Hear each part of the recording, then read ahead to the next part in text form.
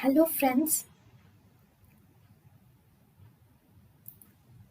welcome to Creative Medicine.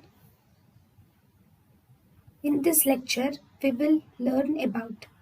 Hello friends, if the patient is suffering from neurofibromatosis, the ocular findings are there will be Lisch nodules with neurofibromas of lid and orbit, optic nerve glioma and congenital glaucoma are seen. In Sturge-Weber syndrome, the patient will have congenital glaucoma.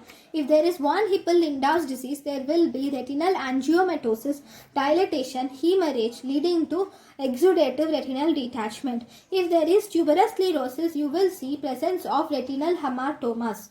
Thank you.